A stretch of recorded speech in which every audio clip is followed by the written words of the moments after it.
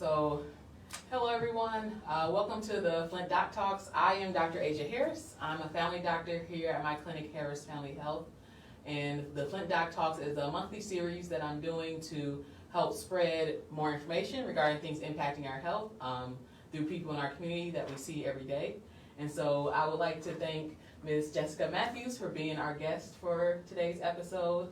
She is, well, no, actually, I always want to say that you're my formal teacher. I know, but I never taught you. Okay, so Ms. Mathews is a English teacher at Carmen High School. She's been teaching for 24 years. I never had her as a teacher, but she was my soccer coach when I was in high school.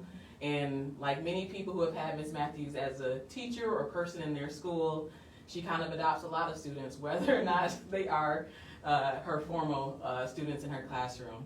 But Ms. Mathews is also a former Region 5 Teacher of the Year for 2019-2020.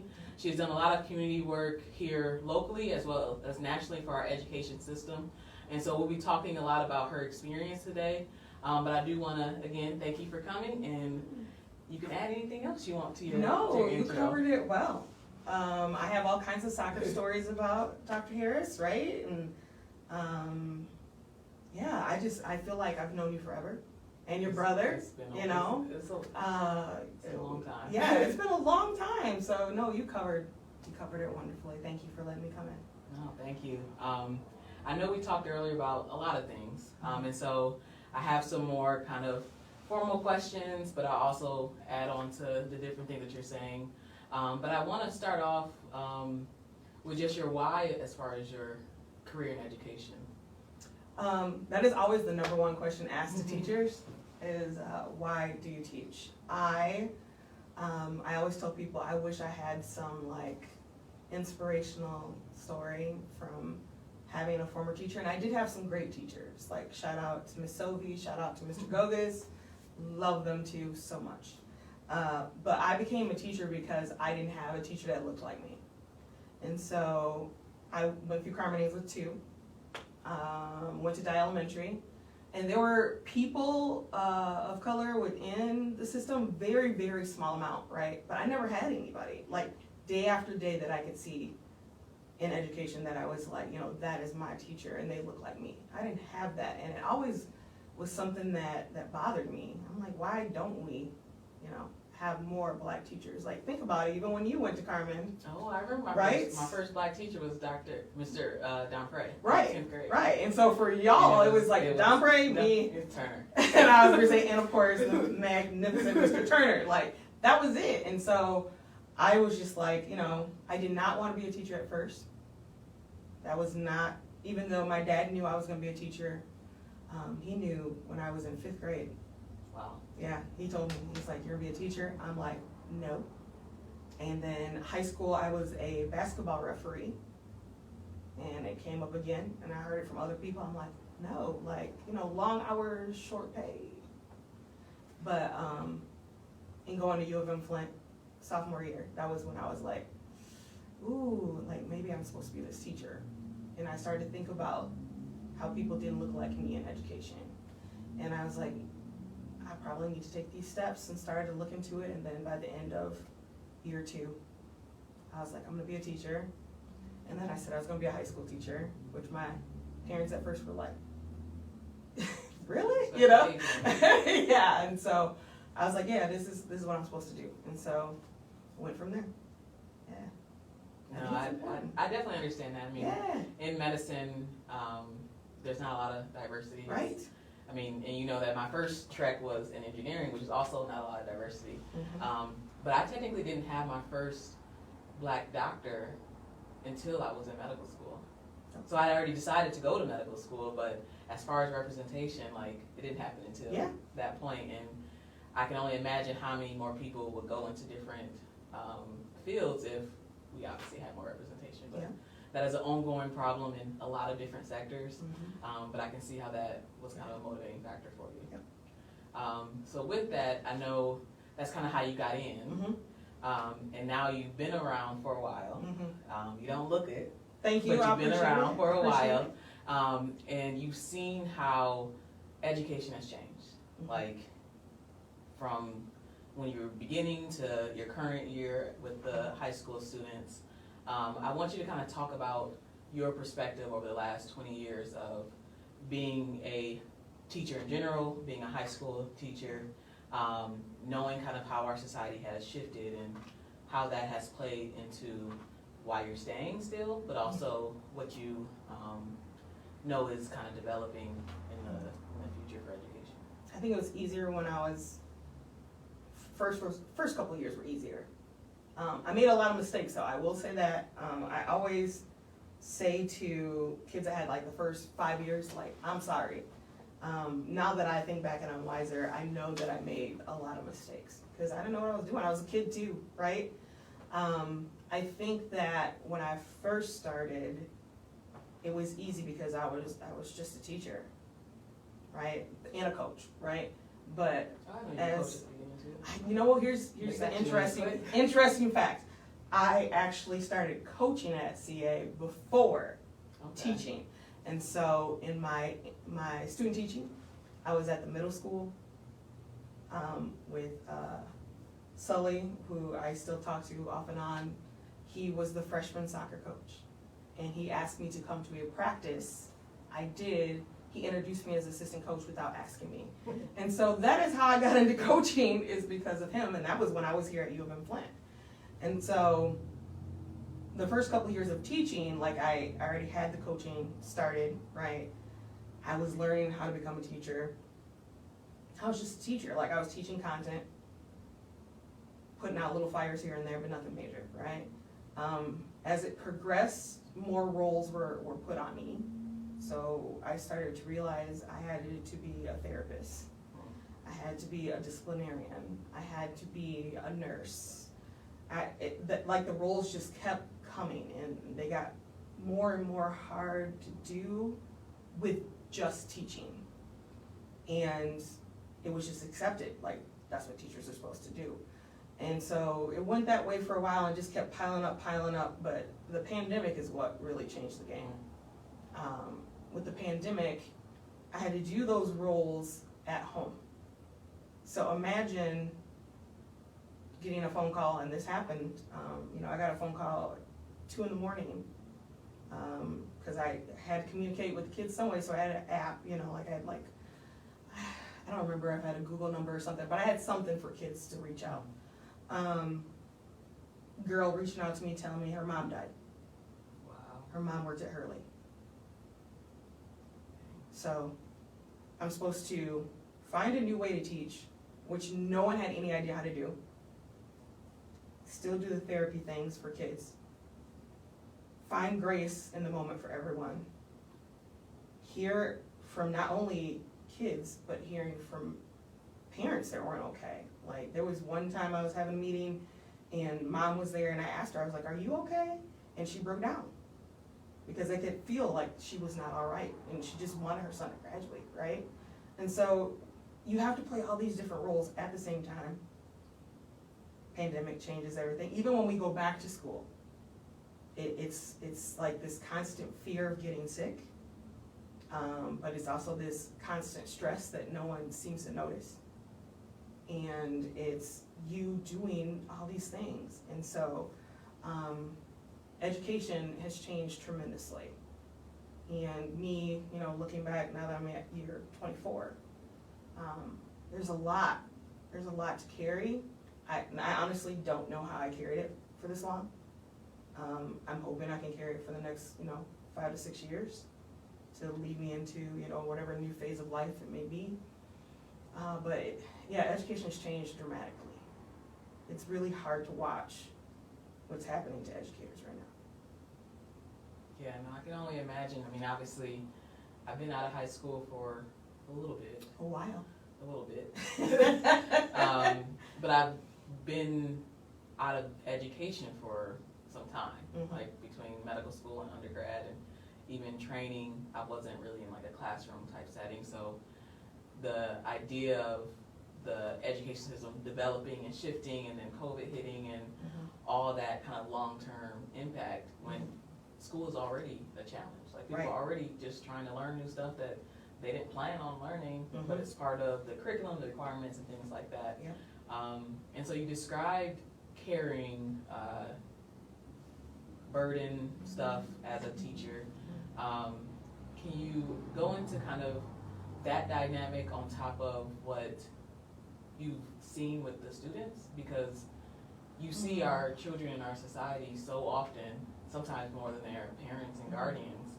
And so that shift that I imagine has also happened in their, all the different, there's multiple generations that you've Yeah, taught. I have. Kind Right. of how that has shifted and the challenges that students kind of also carry along with the I don't teachers. think people understand the emotional baggage kids carry today. And I have, it's been said for generations when they looking at young people, you really don't have anything to really worry about. Well, that's not really true with kids today. I have students that work multiple jobs and students who pay bills. Not bills for them, bills for their household. I have students that work till 2 o'clock in the morning. Yes, it's illegal, Yeah. but in their eyes, which is true, they have to do it, right? And so, one of the things I think we do that is really harming young people is the thought of they don't have anything really to worry about. Yes, they do. They carry a lot, and especially I listened to some young folks yesterday talking about mental health in the Black community and how we refuse to accept that mental illness is a real thing, and having that feeling of you got to push on, and how kids have just saying, no, I can't push on, I can't do it. And so when you're a teacher and you see these kinds of things going on, you have no control over that, but you still have to accommodate to it. You still have to figure out what to do. What do I do for that kid who keeps going to sleep because they work till 2, right? What do I do for this child over here whose mama's like, no, they're just being dramatic. But I know they're not just being dramatic, they are really struggling. And so it's this constant, chess game, of how do I as an educator help how I can without crossing any lines, but knowing that I am just their teacher. Even though I have all these different roles that have been put on me, ultimately I'm still just their teacher. I can't make any major, changes within their home setting. And I really don't think people understand. Young people got a lot going on at home. A lot. Think about those kids who went through the pandemic and dealt with the abuse. They already had abuse before then. That's real. Those kids who don't have running water in their house. They didn't have running water beforehand. But they had to go through a whole year and a half. You know what I mean? That is the reality of many kids' lives. We have to just do better. Yeah, when you say I'm just the teacher, I want to just be a teacher. There's limitations to always seeing the children and students and knowing that beyond the classroom there's so much going on. So much more. And when you said kind of they're coming in with so much and we're not really kind of addressing these things, it literally reminds me of all these well child checks that I have. That people are coming. First of all, people should come to the doctor, not because the school gives you a form that says you need to come to the doctor. Great. But a chunk of people come to check it off their list, and you're going through these questions, these screenings, there's general conversations with people, and you're getting a glimpse of, that's a challenge, that's a barrier, that's why this and that is not prioritized like it's supposed to be, and we just kind of let people cruise. I know for me, especially when I'm talking to teens, is the mental health aspect. People technically don't know that teens can go to the doctor and address their mental health concerns. I can't give them a medication without their parent or guardian knowing. But if they want to talk to someone, I don't have to tell their parent. But it's hard to get a teen to even know that because we don't want teens to have too much independence. But then when something happens, they're like, why didn't you tell me? Exactly. It's because I didn't, that teen wasn't ready to tell that person. They didn't know how to. And you only have so many points of adults that you trust as a teenager to possibly have them kind of notice. And you're noticing things, but you also just admitted that you, like, your hands are tied with some of the stuff. And some of it is, you know, beyond your skill set, beyond your knowledge. Like, you don't even know all the stuff. You only have some surface things, but you see the impact, the after effect on their education, how they're interacting with their, like, not colleagues, how they're interacting with their classmates. And it's just, it's kind of heartbreaking. It is. Yeah. I have to have talks with kids about, I literally do a talk with my classes about why I'm a mandated reporter. I never thought of that the first 15, you know what I mean, or 20 years. I didn't think of that. But I have to have chats with them and being like, you know what, I want to be a dependable adult in your life. Understand that with my career, there are certain things I have to do. So if this happens, I am a mandated reporter, right? Just so you know. So that way they don't think that I'm just going out here and intentionally breaking trust or something like that. But I always tell them, I'm telling you this because I will take the steps to get you help, no matter where you at. I will do it. I might need to use other services to help, but I'm here to help you. Like, I'm not here to not listen to you or not say that, you know, be that mouthpiece for you. That's part of the limitations, right? It's just being that mandated reporter and saying, yeah, I can't just hold it to myself. I shouldn't. If I really want to help you, I shouldn't hold it to myself. But then there's times like it's not necessarily at that level, right? Like, and you reach out to a parent and a parent's like, no, they're being dramatic. No, it's not that bad.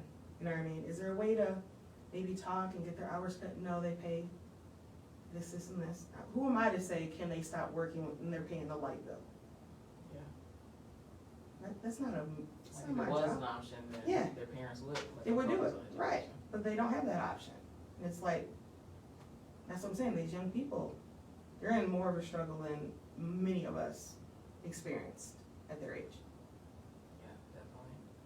I know you kind of with that, and then what you previously said about just all the stuff that's happening beyond the classroom, in the homes, in their neighborhoods, in their communities, that they're bringing technically, if they are able to show up to class, and how that has impacted people's behavior, their mental health.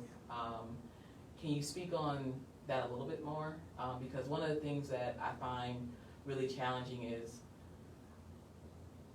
I'm 30s, that's how I say I'm 30s, and I don't, like, I have younger cousins, but even seeing them generally regularly, following them on like social media or whatever, which, well, social media I use, they don't use, so that's a whole different thing, but I'm not even that far removed from like high school and being a younger adult, and I just feel like I don't know what's going on. And you see students every day, well, on the school days and stuff, and so you see how the teens are thinking, how they're interacting with each other, but you also see that other piece as far as how their mental health is impacted by what's going on at home in their environment, but also digitally, like online. Like, unfortunately, the internet wasn't that popular when I was younger. It was still dialing up, so he wasn't doing that much because we didn't have that patience. But their access and all these things are just collectively like doing a lot. I mean, they have the world in their hand, and unfortunately, with having that, they are desensitized to a lot of stuff. It's like they first of all, they are addicted to technology. It's not 100% their fault. They had to use technology, of course, for school and everything, but during the pandemic, for a lot of people, that's all they had, right? Like that was their interaction. They didn't have friends to go hang out with. They couldn't hop up and go to a movie. They couldn't do that stuff. And so when they were already addicted beforehand, I will also say that, but that enhanced it to the point where another outlet. Yeah, it's like their only form of communication in very interesting ways. So it's like I have some students that literally cannot put the phone down. Like, they have to have their hand on it all the time, or it has to be sitting right next to them. Put your phone in your pocket. They can't do it. And it's just like, you can step away, but socially they can't do it. There's been a lot of social damage in the last couple of years. I never thought I would have it be a struggle for a kid to look me in the face and say good morning. But it is. Like, I literally, like, I actually, and you know, the funny thing is they're the ones who made me do TikTok, right? And so I did a TikTok, and I'm like, it really, really hurts me that you can't even look at me, you know, when I say good morning to you. And they couldn't do it. Some of them would have headphones in. Some of them would be down like this, looking at their phone, right? Some of them socially just can't do it. And so I would have to stand at the door, looking at them, good morning, good afternoon, saying some kids' names to make sure that they know it's directed to them. And it's gotten better, but that shouldn't be a skill I teach. I shouldn't be teaching that to seniors first thing in the morning. You know what I mean? Like, it's a skill you need in order to survive out here. They don't even have it. It's like, good morning. Like, I have one kid who literally tries to run past me every morning just so I don't have to say good morning to him. Like, he hustles past me. And I will still, oh, good morning. Hey, it's good to see you. Doesn't look at me, runs right by me. These are skills that they need. Yeah, we don't think about the social skills that definitely fell off with the pandemic. Big time. But even, I feel like even before the pandemic, just the digital world impacted, you know, everyone's social skills, and we don't write as much as we used to. We do a lot of things with screens, a lot of things with typing, and we have auto texting and all these things that you can do without actually interacting. Like, people are afraid to call people. Right. And so it'll be interesting what this younger generation looks like in adulthood when they do have to kind of shift some of that stuff. Because, like, yeah, it's convenient to text and email and not do some, like, more human interaction, but some things you need to. They also need to think on their own, and they don't want to. There's so many ways to cheat now. You know, there's AI can do anything for you, right? And kids know that. So I'll just do this. But you know what? It's all right for you to want to think. It's all right for you to express your own opinion. You should treasure that. No, quick fix. If I do AI and they do it for me here in the next minute, that means I can stay on my social media and I can talk to people and I can make videos. I'm like, but what about thinking? You just gonna let something think for you all the time? And once again, that's another layer to being a teacher, because we have to find things to counteract that so that we can teach them, hey, it's okay for you to think instead of let a robot write something for you. Or it's okay to know the rules to do some things so that you are smart enough and crafty enough to go out there in the real world and be like, oh, I know when to apply this. They don't want that. And one of the things that I don't think that people kind of connect is the fact that you're saying this for high schoolers, not necessarily wanting to challenge themselves, think for themselves, and eventually those high schoolers are adults. That's right. And they have jobs in our communities, whether remote or in person, they have jobs in our communities, and we're expecting them to eventually run the communities. They're going to take care of us when we get old. Yeah. Do we really want a generation that can't think for themselves taking care of us? When we teach them to think, teach them to question, you know what I mean? One thing I'll give the younger generation though, when something big, especially social justice wise, happens in the world, they know how to act. And it's because the world's in their hand all the time, right? And so for something to emotionally charge them, it's serious. Because everything else they're desensitized to, right? So when they see things and they go, yeah, I'm gonna say something about that. Like, they don't play games. I have always said this younger generation, way better at that than all the rest of us. And they have all these different avenues in which to do it. So it's like, deep down, you wanna know how to think. Picking and choosing where they deep down you wanna know, right? Because you get fired up about stuff, but then you want to find the easy way to do this, this, and this, right? And it's just maybe it's the bubble of like high school and being a student, and when they have to fully take care of themselves, then maybe that's when it will click. Because you're saying it's there. It's there. And once they get into full adulthood and taking care of themselves, maybe it will turn a corner, because all the things that they're learning in school is going to play a role in how they move in society, how they get jobs, how they communicate with other people. And I know for me, those kind of social skills, those environmental presence or whatever you want to call it, those are the type of things that eventually impact someone's social terms of health. And then on my end, if you're on the more positive side of that impact, then your health is much better. If you're on the more negative side of, inefficiencies, instability, whatever it may be, then that's when all those health disparities happen. And so the things that are happening in their K-12 education, so it's not even just high school that has a challenge.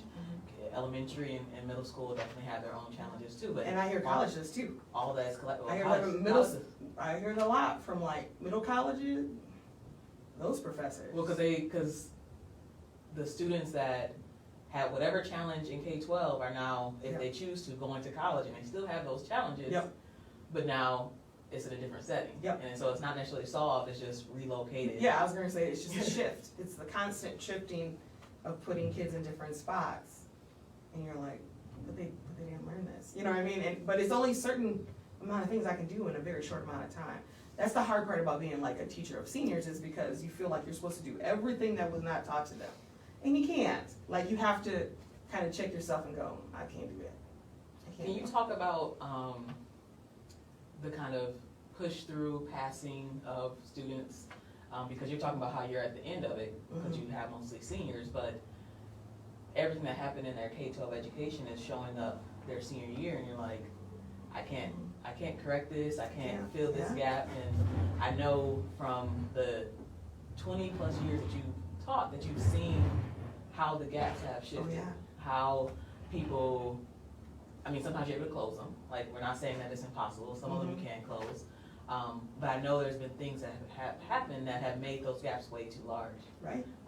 And at some point you're like, this is my job, but it's also not my job.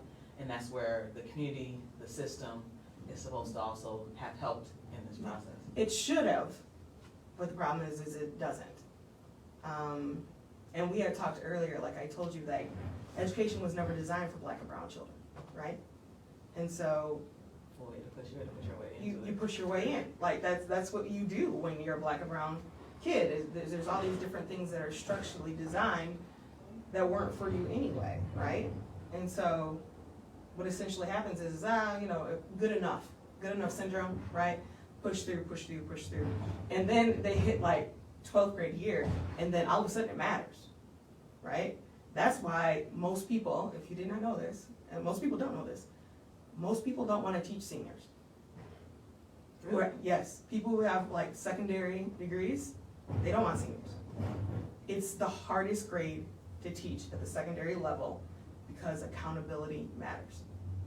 And once you give them accountability, year after, so all the others, it's like, you got a chance, you got another chance, you got this. We gonna get you there. And they make it seem like this, pinnacle of all great things with senior year. And then there's accountability. You don't do these things, you can't have that diploma. And accountability to kids, and dare I say, and I'm gonna say parents, I've had tons of parents who do not want that accountability put on their kid at the end. And it's like, but your child didn't do what needed to be done, right? Yeah. But that should have been like things that have been instilled in there, right? All it is like, okay, we're gonna do this, and we can't put it all on the people, like teachers. Teachers, sometimes they don't have a choice. Kid gets pushed through anyway, right? You just do the best you can, and you're like, okay, here we go. But then I look up, and I'm going, this child still doesn't know how to, like these things that for many years, I assumed like, you're just gonna get it. No, you're not. So here I am trying to go, okay, let me teach this, and this. Let me show this, and this. But the biggest thing I need to teach is accountability. And that is a difficult thing to be a senior teacher. That's why I have the rep I do, because of me going through and saying, no, you gotta learn to be accountable. That's the biggest thing we need, right? Like, don't do awful things and want good results. I'll catch you up, but you gotta give me the effort. And it's just the push through and the things, not giving kids what they really need. We don't need to standardize test kids to death. Like, there's more standardized tests. Yeah. It's standardized all the time. I teach juniors too. we got to do There's more in stuff step. on the curriculum. There's SAT. There's you got to do. It's just test, especially in the spring. But then the kids get the attitude, oh, I'm done testing. I've done everything. I'm done. I don't need to learn nothing else. And it's like, no, that's not what standardized testing should be used for. Of me just checking off a box and being. I wish people could see how nervous juniors get before the SAT. It would be eye-opening to people. So now the SAT is. Y'all did the ACT, right? Because I did the ACT, I believe. I was telling, I'm like, I didn't do the SAT. So I feel like when there was MEP. Right? And then at some point, ACT replaced the MEP. Mm-hmm. And I think that would. And then SAT took ACT's spot. I never took the SAT. No. And the only reason kids take the SAT now is because of money. SAT offered the state of Michigan more money than ACT. Oh, okay. It's all about dollars. Yeah. And so they do that. They do NSTEP. NWEA. You gotta know where their reading is. And I'm not saying that standardized testing doesn't have its place. It's just we do it nonstop. And it's just like, all we're teaching kids is learn something for a test. Those real world skills are. They're Not lost. what they're practicing. Yeah. And you get to be a 12th grade teacher and you're just like, oh my God, and you run out of time. That's the other part that people don't think about. You don't get a full year with them. They graduate early. So that means they leave early. Everyone else stays an extra like 3 weeks to a month. I lose that.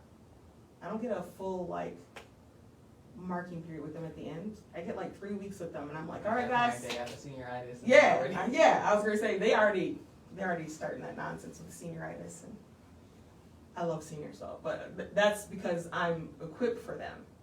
Most people are just like, I don't wanna deal with that because they've dealt with all the other pushing throughs and all that kind of stuff. I get it. Yeah, no, that makes sense. Mm-hmm. So I know we've talked about your current class Mm-hmm. of students and things, but one of the things I want you to speak more on, which we talked about kind of earlier, is the effect of the water crisis, the effect of COVID, the fact that you're seeing the initial students who were exposed in your current classes, but how there's there's a bunch of students left that you're about to see in the next 10 years. Like I end my career with kids who had the Flint water crisis and COVID, right? And one thing I don't understand is why there's not more of an uproar of saying what is being provided in education for any kid who lived within that space to get what they need, right? So if you're thinking about, they've talked about like COVID brain, and then you put on top of that lead poisoning. Yeah.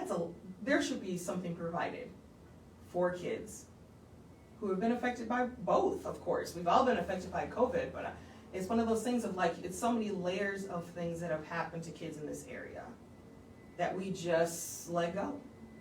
And as an educator, I see it. The fact that they can't pay attention. Like they can't do it. I make sure to do things like in chunks. Because I know you can't lecture at kids who went through the water crisis and COVID. You can't do that. The digital addiction. Right, and you're addicted to this, and this, and your style of teaching does not reach kids who are black and brown, and all these different layers that are built up against them, right? But no one has been out there questioning and putting forth the whole thing of saying, okay, what can we do to help these kids in educational settings?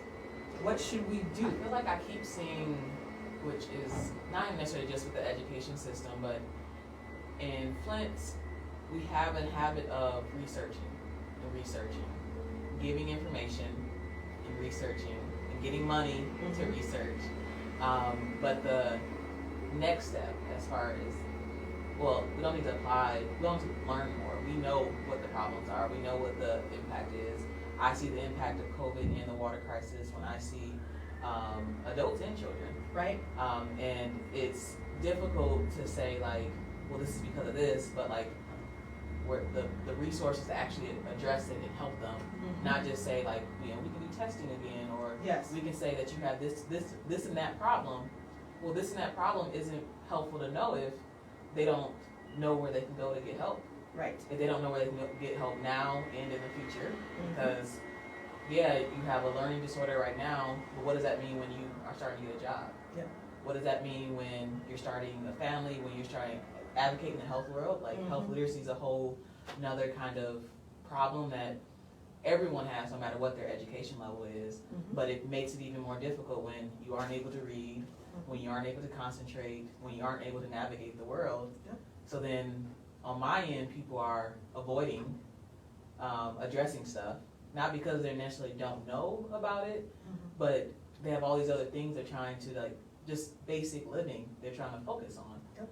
And when you're focusing on your basic needs, screenings, prevention, addressing a medical problem that someone told you some time ago that you gotta take a medicine for, doesn't make that list, because you're like, I'm trying to figure out how to cook for myself, I'm trying to figure out how to get a car or ride the bus or apply to this job, and all that is because I didn't get resources when I needed them, and I didn't maintain those resources because they fell off, or they didn't exist. Right. And it's very frustrating to know that the students now in K-12 and the young adults that have already recently graduated have just dealt with the water crisis and COVID.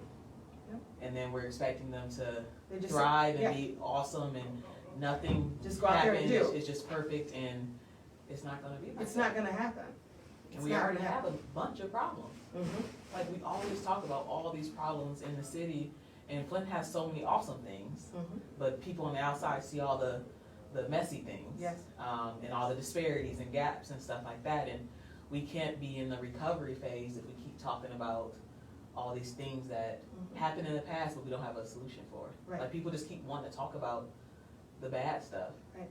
and not putting the money or the funds or the energy forward to say, like, no, this is how we're gonna solve this for the next 30 years. Like, we need a 30-year plan. Like, That should have been formulated and put into action way before now. You know what I mean? Like, making that plan of saying how, okay, this is what we're gonna do in their K-12 experience to help them out. This is what we're gonna do as they go and they transition into college. And it's not even just like, I always tell people, like, it's not just Flint Community Schools and it's not just Carmen Ainsworth, right? Even though that is where the chunk of Flint school kids are. Flint school kids move, it's Horse Creek, it's Flushing, it's Grand Blanc, you know what I mean? I It's, didn't realize the chunk were at Carmen now. oh yeah, I know there's school of choice, so I thought like Yeah. everyone, but proximity-wise, Carmen is. yeah, Carmen's the next yeah. closest. And so, but it's everywhere, you know, it's all these different areas. So even if this person doesn't stay in the Flint area, they still are carrying this, right? What can be assisted with it? And there's no plan of being, if we need to think about big plan, if you can do a lot of planning for standardized testing, you can do planning to help kids. You know what I'm saying? If you can go through and you can rate schools with the scale that you create, because they always rate schools, talking about the things that go on, and I'm like, you're not even seeing the things that we're doing within Carmen Ainsworth with kids who have had so many different struggles. Like, they're brilliant minds at my school. There are brilliant people who want to change the world at my school. When I go in, I speak at different things. I'm like, okay, yes, I'm going to acknowledge, yes, we had a water crisis. Yes, we have this, this, and this. I acknowledge that, but I'm gonna show you how brilliant my kids are. I'm gonna show you what they really do. I'm gonna show you what they're about to do when they leave the real world. That has to happen. Yeah. Acknowledge the past, but let me show you what the future is gonna be. Because this is what the kids are doing now, that I know they're gonna go into the real world, and they're gonna make things amazing with this, this, and this.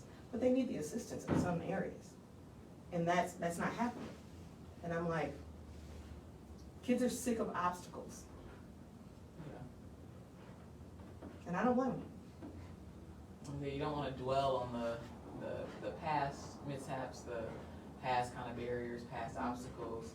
You want to kind of look forward to the future. Like, children are supposed to be optimistic about the next phase. Right. I mean, if you're paying attention to the national or local things, nothing's as like beautiful and cheery-eyed as Right.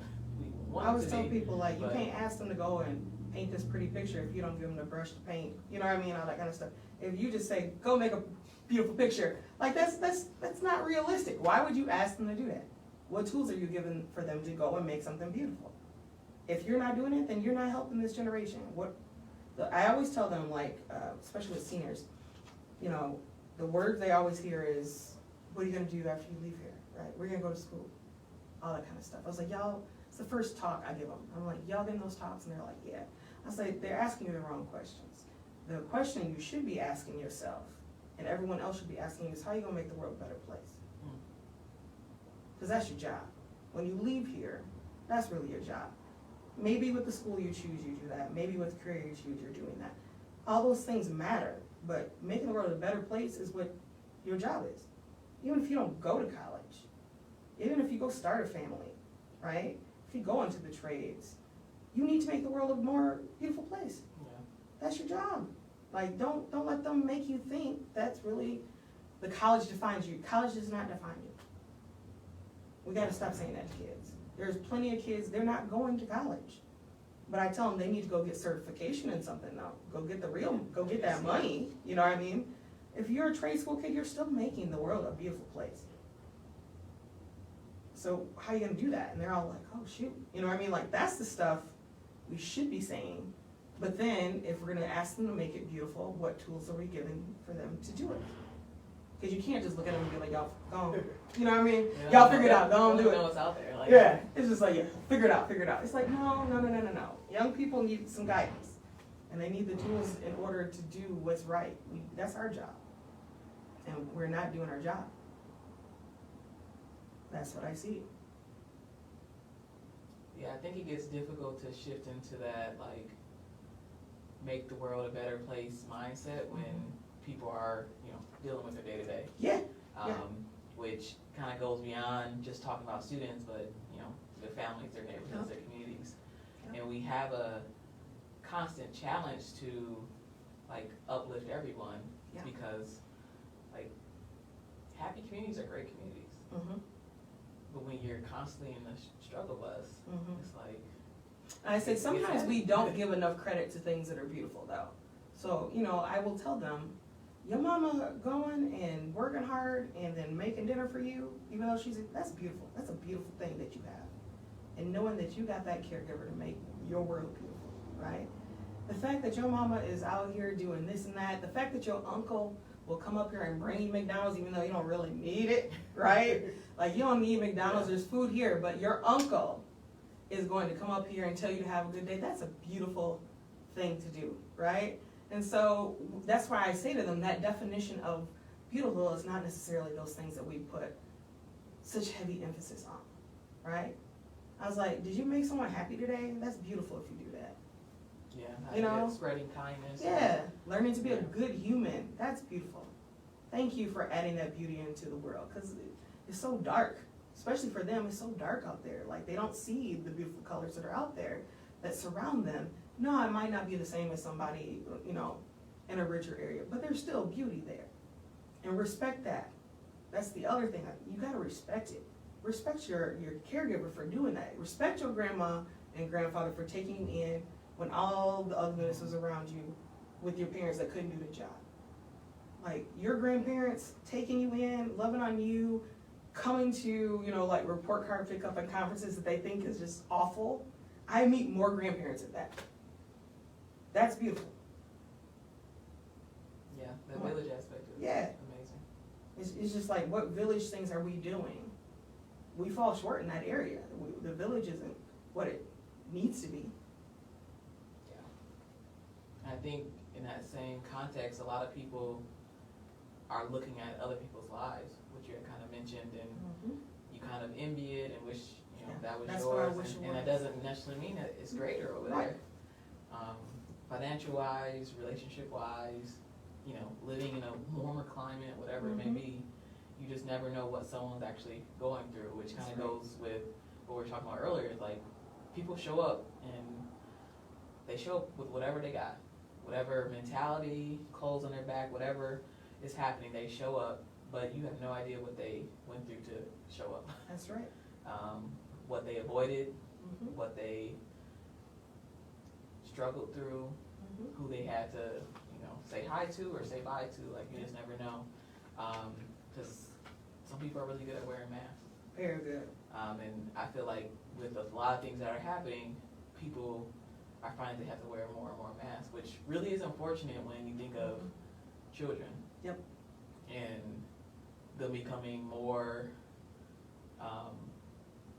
adult-like because of responsibilities, because of priorities, because of just exposure in general, when it's like, just stay a kid as long as possible. Mhm. Some people don't have that option. They don't?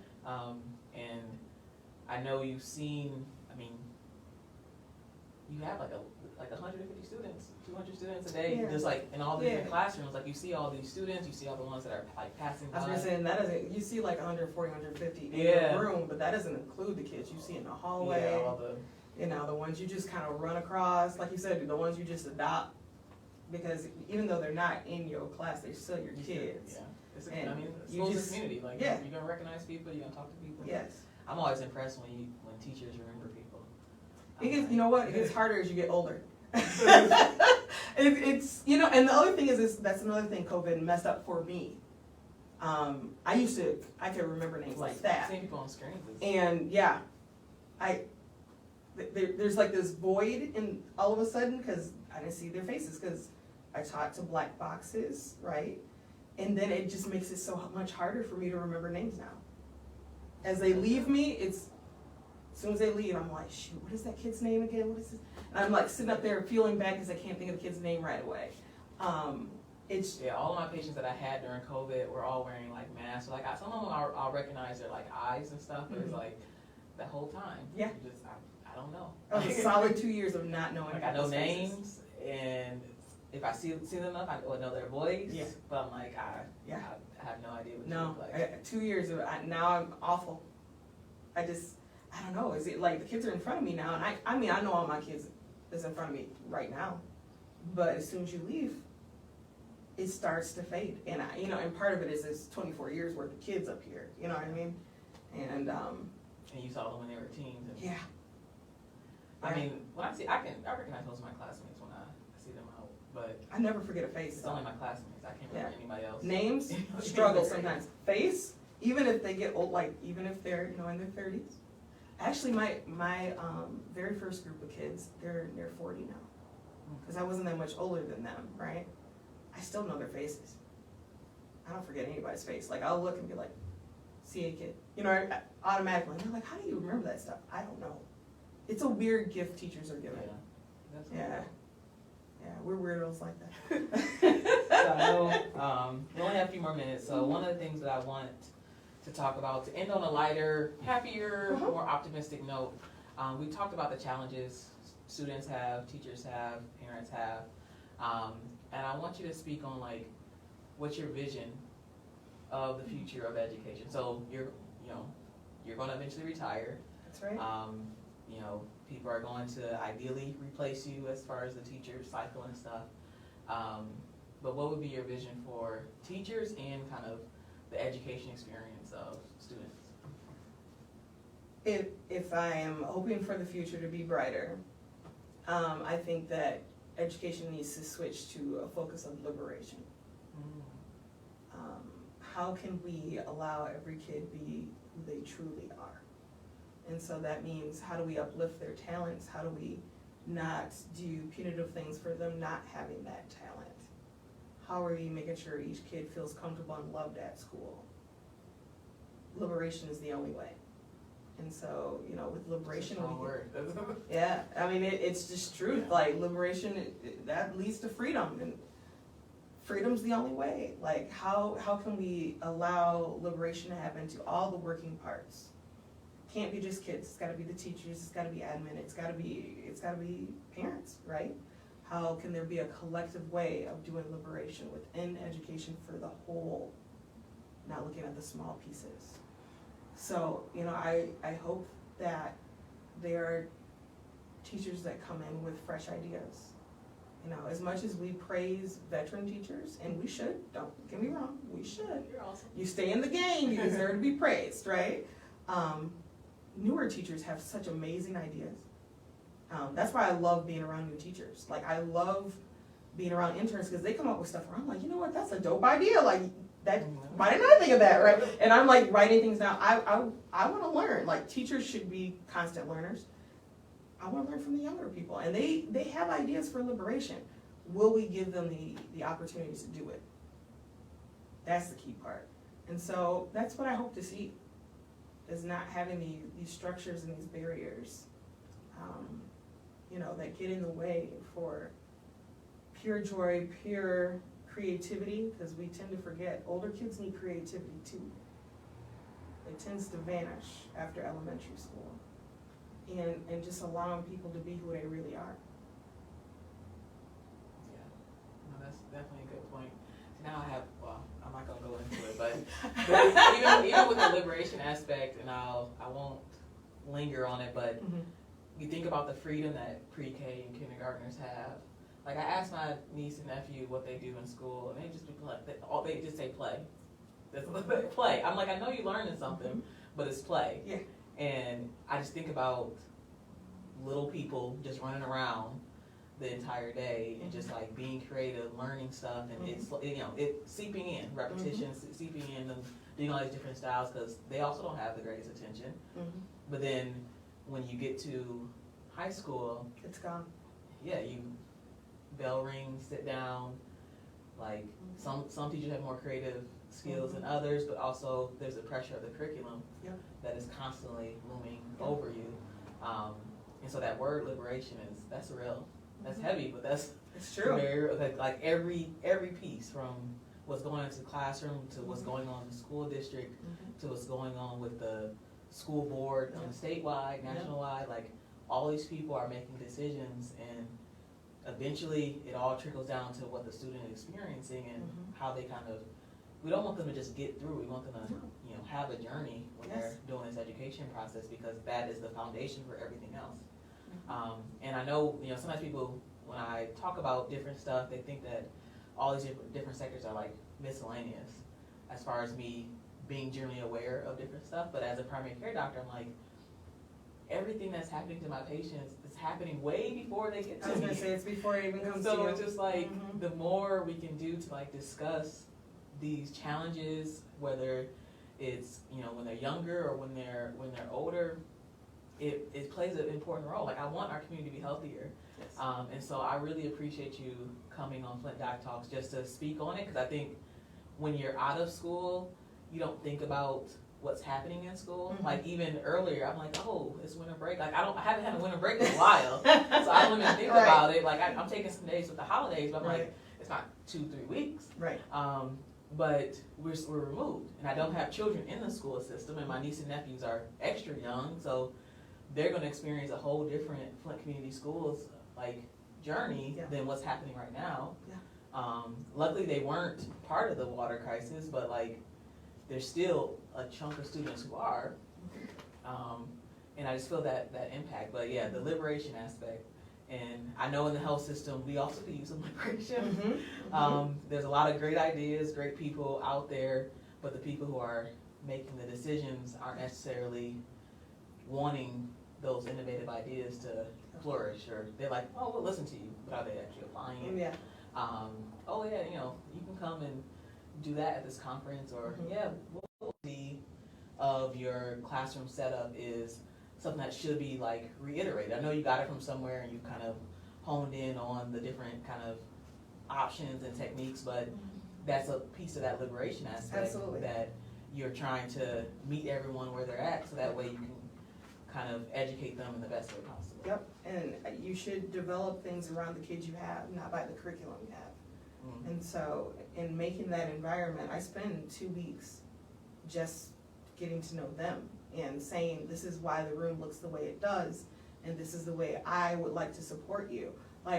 For a while in education, they were very big on talking about safe space was a buzzword. It still is. They're like, oh, this is a safe space. That's like wellness in the health community. There's always those buzzwords, wellness, right? And so I had to finally make a shift, and I actually, the first days for teachers, I had to say to the staff, because I was doing professional development for the staff with a couple folks, I said, you need to give up safe space. Don't make that your ooh, this is my overall umbrella thing, because the truth of the matter is one thing can go wrong and it's no longer safe. Especially with you having a number of kids from marginalized communities, right? I said, I will make this a brave space though. This space is about bravery. I see you, allow me to see you, allow you to see me, allow us to support one another. This is a brave space, and I will do my best to make it a safe space, but I cannot say 100% safe space for all of us, because one thing throws it off the rails, and then that's it.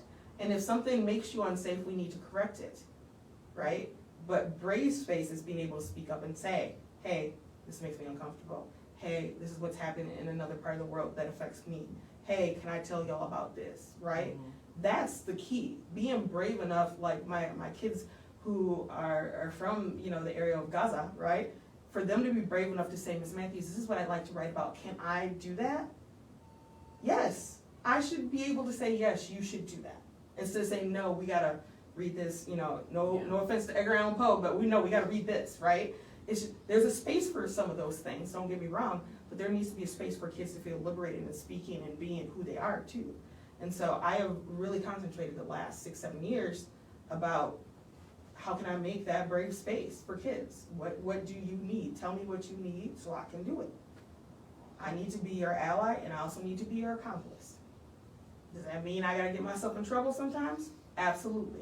But that's what they need, I'm gonna do it. You know what I mean? And there needs to be more of that in education. I love that brave space.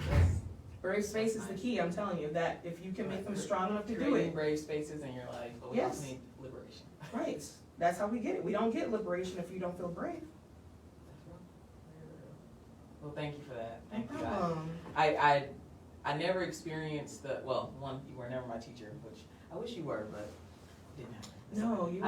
I knew you a lot though. Yes, that's true. We spent a lot of time together, so. But yeah, seeing how your classroom has been transformed over these past years has just been amazing, just from the community aspect, and also just bringing other people in to be able to support current students, because it's, you'll go back to your high school and you'll visit miscellaneously, but the things that you and your colleagues are doing to connect with the community as a whole, because we don't get that opportunity. Like, unless you have a student in school, you're not really connected to the school, but that type of connection is what builds our community and what strengthens it, makes it healthier and things like that. And so I really appreciate you kind of starting that and continuing that, and also spreading it throughout the rest of the school a little bit more. I know you guys are constantly learning things as teachers and implementing things and changing from the world that was all paper to the world that's all digital. You're constantly transforming. Constant change. That's so what we appreciate how you guys are adapting, because the curriculum as far as topics hasn't